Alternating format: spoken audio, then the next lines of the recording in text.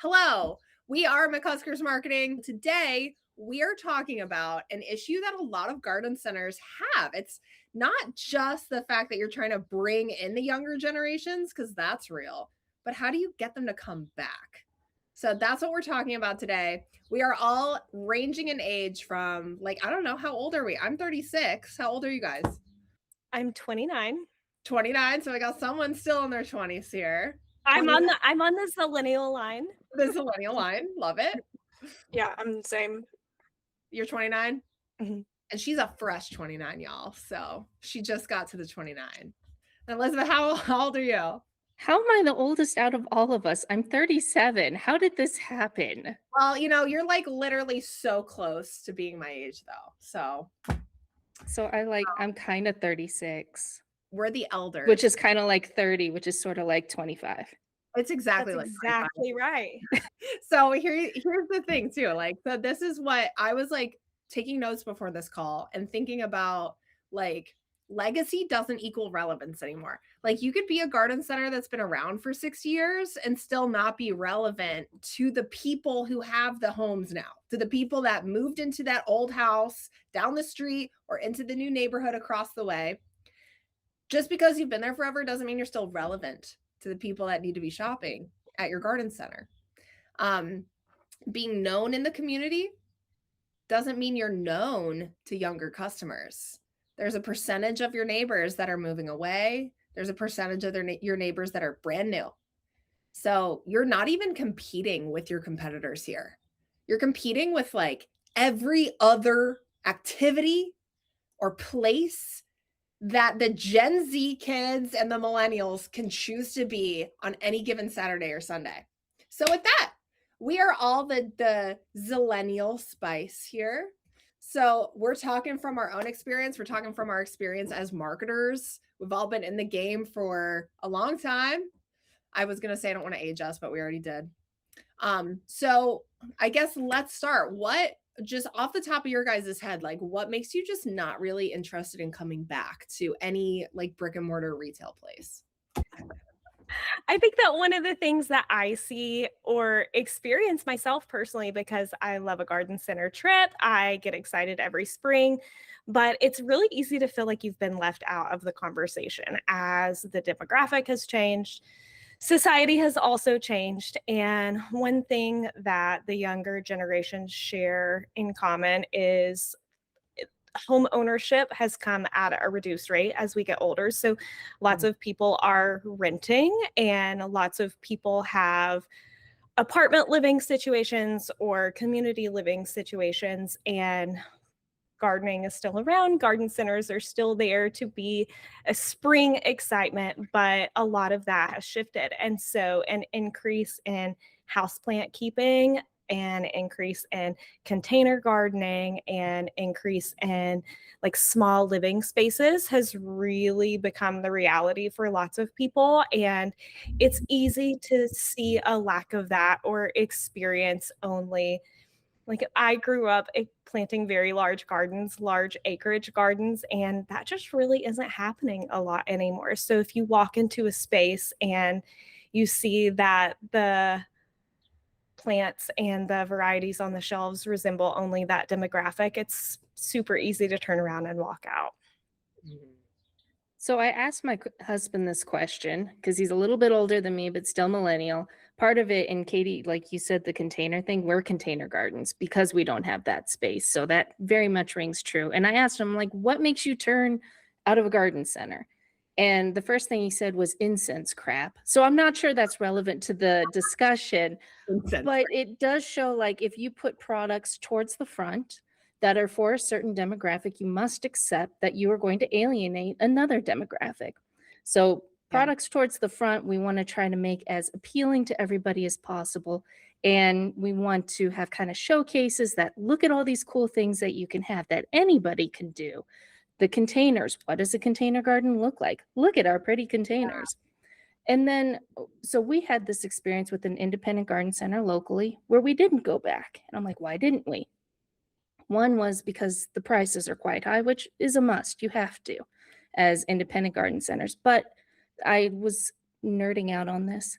And a recent study showed that only 33% of female millennials that go to garden centers will be dissuaded because of high prices. Only 33%. So you've got all this wiggle room to, okay, how do I entice you more? The others are Mhm. products. I got a prayer plant that I loved very much. I named him Joe. Amazing. And well, not so amazing because Joe came with mealy bugs. Oh no. And Oh, those mealy Oh, bugs infected my other plants.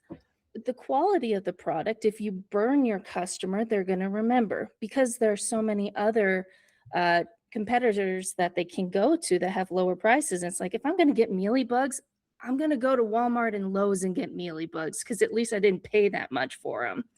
And then the other is customer service, where we went and got ladybugs, and I was super excited. I'm like, these are going to save my roses. Well, they might have, but half of them were dead. yeah. And when I called and said, hey, half of these ladybugs are dead, customer service was, oh, sorry about that. Well, sorry? I just paid full price for dead things. Give me something more. Give me a coupon to come back. Yeah, Tell right. me, hey, Yeah.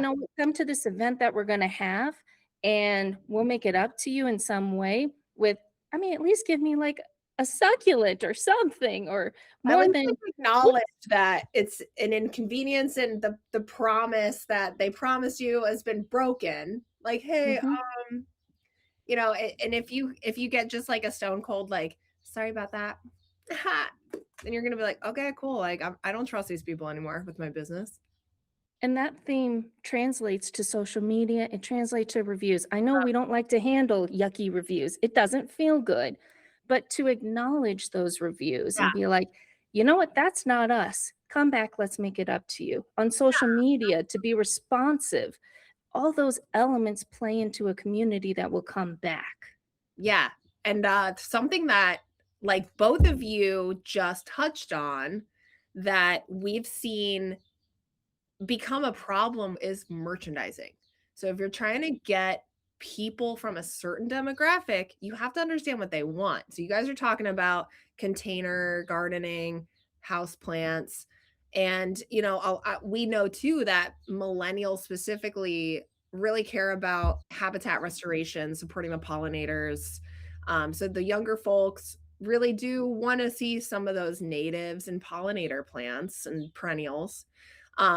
So moving those, as Elizabeth touched on, moving those products closer to the front, not stuffing them all the way in the back, and being mindful when you're making your orders or deciding what to grow for next year, and making sure you are merchandising for the audience that you want to come back. Because if they're going to come and be like, this is my grandma's garden center, I don't want a hanging basket of calabracoa, then they're not going to come back. So Well, merchandising is so important. I think education also can help with that, like Yeah. some of our grandmas didn't teach us how to garden and everything, or they did the old school garden and they know how to take care of the hanging baskets, Yeah. but I don't even know what a container garden is, or there's Ah, plants in there that I didn't know could be grown in containers or vice versa. And so it's like when I've gone, and I've obviously like learned a lot while working with our clients and everything here, but when I had like very first started going and learning how to grow things and whatnot, like there's nobody out on the floor whatsoever. And if I do see people out, they're moving plants and they look very stressed and everything, like for good, they're like, "Don't go to me." yeah, like which I get, like they got a lot they're doing Sure. and everything, but I don't feel like that welcoming. Like for one, I can't find someone to ask a question. Yeah. And two, if I do, they don't feel super welcoming. But it's a catch 22 almost because you don't want people just hanging around like vultures and being like, do you want to buy everything? Let me show you what to buy. You Yeah, know, like, you don't wanna intimidate people, like, I don't need somebody at the door greeting me and being like, "Hi, can I help you today?" Like, I really don't need that, yeah. but I do wanna be able to be like, "Hey, question," if I need just a little help.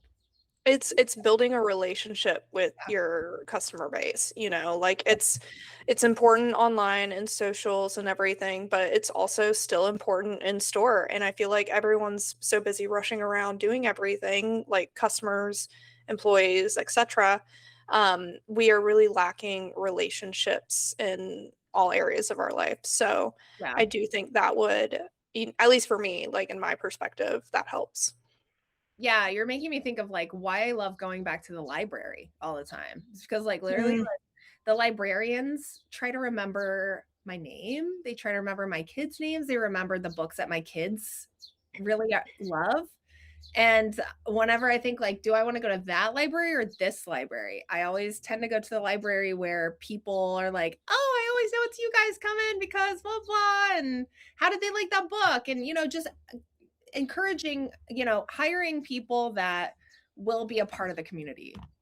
And I know it's hard to hire people, but sometimes it's a matter of like, if you find the right people, treat them well and hold on to them for dear life. So It makes your job more fun anyway, because right, you're not just going to a job, you're going to a Yeah. community. And Yeah. Rebecca, when you said that, like going to someone Yeah. that's actually a crossover from the boomer generation that sticks with the Yes. millennials and the Gen Z. Like my dad had his refrigerator guy. No, we're going to go to the refrigerator guy. Or if y'all Yep. remember Circuit City, he had a guy at Circuit City. He's always going to go to that guy. Yeah. And when we go to the millennial and Gen Z generations, we don't call it our guy, but it's like, oh, my person. And you feel almost like you're cheating on them if you go to a different business that's comparable. So it's like, no, I need to go see Sally because I Yeah. have to update her. I have to see how she's doing. So it makes your job more enjoyable. It builds the relationships that keep people coming back, not just for one generation, but for multiple generations, right? Right. If we ever find a garden center that doesn't give us dead ladybugs, we're going to take our kids there and be like, look at the pretty plants, let's learn. And so you're actually, I don't want to say indoctrinating, but you kind of are indoctrinating a new generation in that business. You're developing loyalty. That's a nicer way to put it. Indoctrination or loyalty. Indoctrinate you to our cult. Yes. Join our cult. I feel like too, like when we have people supporting us a little bit when we're there and we feel like they want us here, they're excited for us to be there. That's great. We love that. And I will also add something to that. Can we please have some clear signage sometimes? Not all garden centers need that because they have a clear footpath flow. But like, listen, I don't want to feel anxiety when I'm wondering how much this trip is going to cost me. I need to know how much these plants are going to be. And if it's going to be really hard for me to figure that out and to find price signage, then I'm going to put less in my cart because I'm making a bet on how much I think this is going to cost. And if I'm confident that I'm going to be able to like walk away from this garden center without feeling like an absolute pauper, then I'm going to buy more because it's going to feel transparent and I can trust like, okay, I feel secure in this purchase. So signage is great. Going back to the merchandising, if I'm looking for a butterfly bush, I just want to make sure that like I can navigate your store comfortably. And guess what? That's going to put less strain on your very busy people who are like working so hard. So then they're not going to get 12 questions an hour being like, where can I find XYZ? So just a thought. Because Why do you think this past weekend? I was like, Why do you think they do? So many garden centers do have trouble with signage. Is it just that they're too busy? Is there some leftovers where it's like talking about money kind of feels awkward? So putting a price on something we work so hard on feels weird. Why do you think that is? I think it's very easy to start to feel as an independent garden center when you're weighing and assessing like what is actually the most important for me to focus on. It's easy to feel that signage is a very low priority on that list without understanding how that translates to the consumer side of things. When you understand, oh, this is a perennial, this is a native plant. Oh, like, right. Yes, this costs $2 more, but what am I actually getting? I had this experience with creeping phlox. I was looking at it and I was trying to imagine this blanket of creeping phlox. I get so excited to see it every spring. And I was trying to map out and imagine how many I was going to need. And someone actually came over and spoke to me when I was buying it and was explaining how it will increase in size throughout the years. So they were able to map out in my mind right there on the spot, oh, this is going to triple in size by around that time. So you really only need to start out with about 6 plants. So I was like, oh, I don't need 50. Amazing. Like that's great news. So small things like Yeah. perennial comes back year to year, $12.99, triples in size throughout the years, goes a really long way and saves a whole interaction with someone and can immediately make someone feel more confident and at ease with the purchase that they're making on the spot. Yeah, I will also say too, if garden centers feel like if anyone feels like they have a blind spot around what their customers are needing or wanting, I would just make the very simple suggestion of just asking them straight up. Maybe this is even on social media or in a newsletter. Like, hey, can you take a quick 5-minute survey or just answer this poll? Whatever. Just sometimes you can get amazing insight and then you know what people are struggling with, what they don't understand. You've been doing this for your whole life. So you're like, obviously, I know the difference between an annual and perennial, but your core customer might not even know something as simple as that. And how would you know that if you didn't just ask? So every once in a while, maybe even just once every couple years, just take the temperature of your customer base and figure out what they're dealing with and asking. So that's one great way to just make sure that, hey, this person might not know about creeping phlox. Let's make sure she does, you know? So, and one thing I will leave on this thought, when we're talking about getting the sale versus getting a customer, we're talking about way different things. Because if you go advertise that you have a garden center and people come in and they don't come back, then you're going to still have a lot of work to do and a lot of money to spend to get more people in. And then it costs even more in time and experience and dollars to win that loyalty. So what I would say too is make sure you got the vibe. Younger generations, just like our parents, just like our grandparents, we want a place where we can have an experience. We want to bring our families and we want to feel something relaxed, taken care of. We want to take pictures. We want to maybe learn something, sip something, build something. We want to make a memory.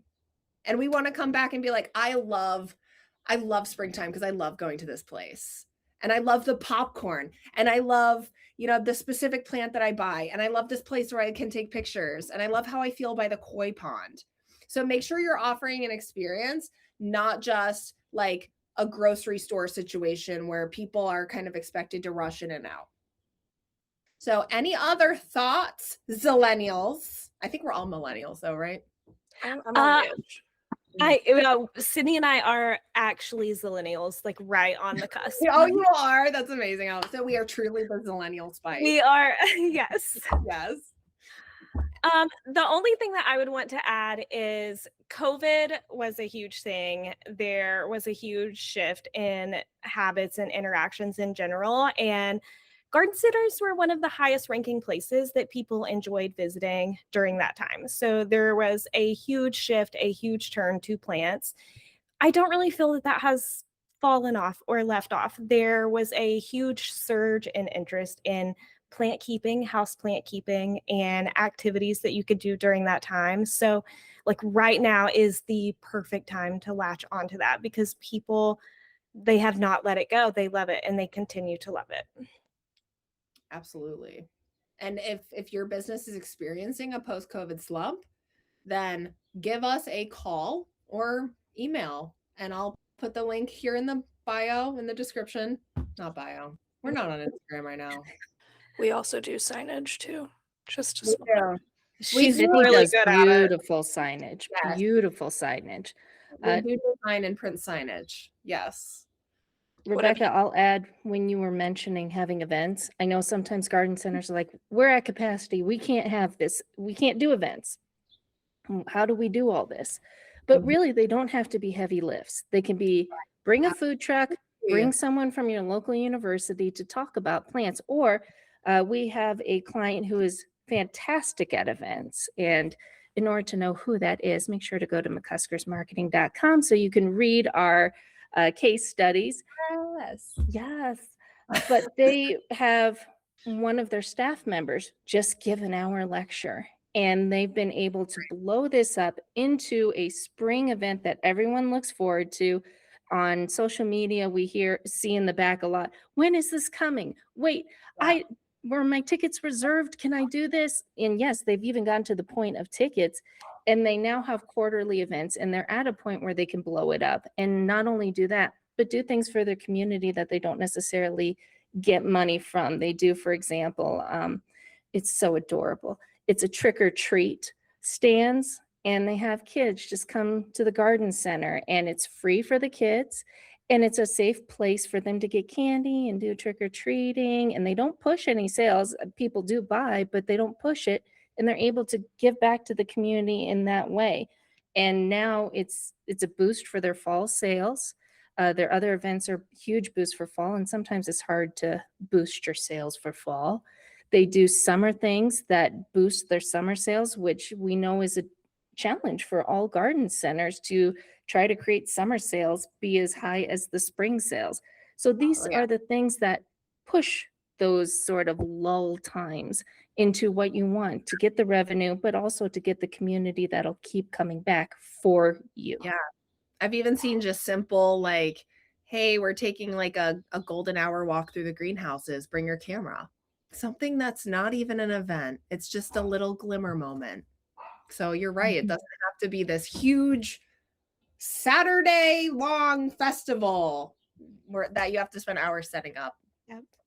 So we all wish you the best of luck in attracting the zillennials, the millennials, the Gen Z, and next we got Gen Alpha coming up. So that's going to be when we're a bunch of old ladies, we're going to be trying to figure out how to get those kids in there.